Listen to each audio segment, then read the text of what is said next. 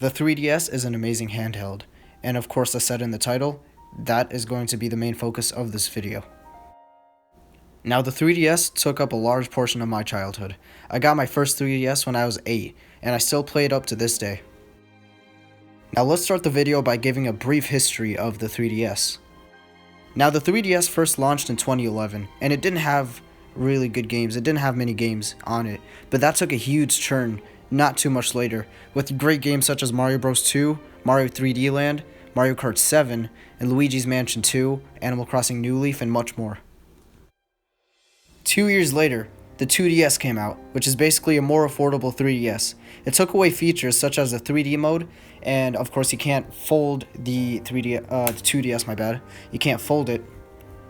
And altogether, that leads to a more affordable price for people who can't afford a 3DS, which never really made sense to me, because I'm pretty sure the 3DS was supposed to be for people who can't afford the Wii U, being that the 3DS has many Wii U ports, downgraded Wii U ports, such as, Mario Maker and Yoshi's Woolly World and other games. The 3DS is what gave Nintendo hope throughout the Wii U years. Of course, we all know the Wii U didn't do too well. Actually, didn't do well at all. It only hit 16 million sales. Kind of sad. I'm one of those few people who have a Wii U. Anyway, but yeah. 2015 is when the new 3DS launched. Now, surprisingly, it didn't have any graphical improvements, which it would have been nice if I had an HD 3DS, 720p. But that never happened. Now, I have my new 3DS right on me just to see what the differences are. Of course, on the right side, there's this little squishy little button over here. It's not really used in many games, just a couple Pokemon games and a few other games. But it's it's used for scrolling and whatnot, just like sort of like a right joystick, but of course, the 3DS wouldn't be able to fit a right joystick. I only use it when I'm in the internet browser, and I don't even use the internet browser on my 3DS because, of course, I have a phone. But, yeah, the only time I've ever used it is in the internet browser when I scroll up and down. And if you press down on it, you could, zoom in and out and stuff like that. But that's not really used for anything. Anyway, moving on to the next difference between the new 3DS and 3DS. Now, this 3DS can actually scan amiibos. The old 3DS could scan amiibos, but it was a bit more complicated. The button layout for this 3DS is also kind of different. The home button is in the middle. The select and start button are on the sides. I mean, the home button was in the middle, but it's smaller now. And the select and start button, of course, are on the sides.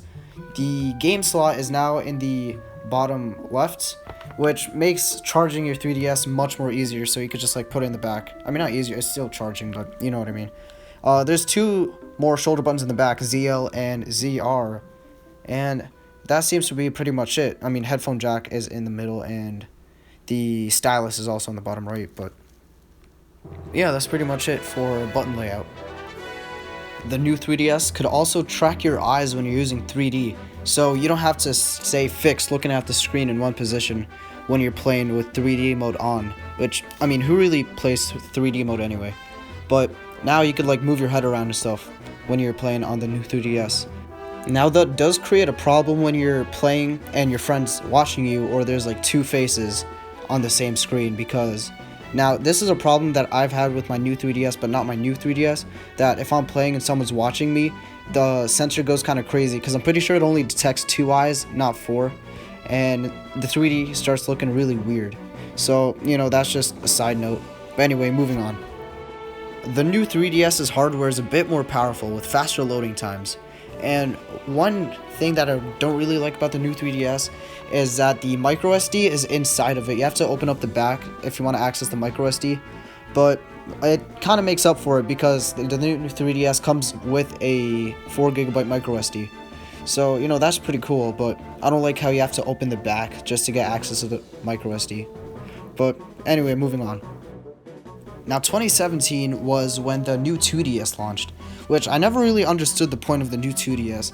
I'm assuming it was just there to slightly extend the lifetime of the 3DS, but if the 2DS was supposed to be a more affordable version of the 3DS, and then we just get an upgraded version of the 2DS, then what? That makes no sense. Now, the Nintendo Switch Lite just came out, and I guess this just marks the end of the 3DS. It was never officially discontinued, but let's be honest, it's discontinued. Now enough about the 3DS's history. Let's talk about the 3DS's game library, which is just massive. Never seen a single handheld or console with a library as big as the 3DS. Anything that can even compete with the 3DS is, I guess, the PS4, because honestly that has a really large library as well. Pardon. Now at the time of this recording, I have 9 3DS games and a couple DS games, which may not sound like a lot since knowing that I had my 3DS for 6 years. I mean, this 3DS that I had now, I only had it for like a year, but this is the new 3DS. But I can explain, alright? I have like many different consoles, alright? I have a PS4, alright? I even have a Wii U, alright? So that already makes me super special. But no, I'm kidding, but I also have, oh yeah, that's pretty much it. But still, I mean, I have a Switch too. And I have games for all of that stuff, so I also have to like focus on buying games for other whatchamacallits. Now, buying a 3DS in 2019 is definitely worth it. That shouldn't even be a debatable question, because the game library is so big and the games are so affordable nowadays.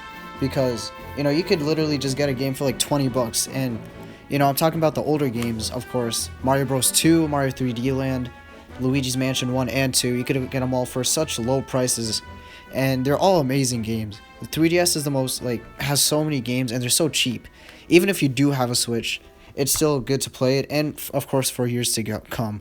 Because the Switch, here's my problem with the Switch. I only have 2 games on my Switch, and I had my Switch for about 5 months now. 2 games that I paid for. I don't really play with the demos or the free games. Like, I'm talking about portably. I don't really play those because I don't really find them as fun as, of course, full price games. And even when I'm on the go, the only 2 games I have are Smash and Splatoon. So of course, I prefer taking my 3DS to play on the go, because Smash you can't really play without friends, and World of Light gets boring after grinding spirit after spirit. And Splatoon, you kind of need online to have fun with that. I already finished the campaign, and yeah, so I prefer playing with my 3DS when I'm going on the go. And I could easily, now in 2019, I feel like I could get so many great games on my 3DS for really low prices, which is gonna be great. So yeah, 3DS is definitely, it's a good choice to get it in 2019 and years to come, if you don't have one. The 3DS is also backwards compatible with the DS, which just makes the game library much bigger. And I'd like to wrap up this video by saying that 3DS is amazing. If you don't have one, then I'd recommend getting one. Even a 2DS, you could get that for as low as $80. And yeah, please like and subscribe, and I'll see you in the next video. I am planning to make future 3DS videos, such as, you know, 3D Land versus 3D World and Nintendo related videos, because I'm kind of worn out when it comes to my PlayStation. I've been playing Call of Duty for a while, and of course Fortnite, and I'm coming back to Nintendo. So yeah, see ya.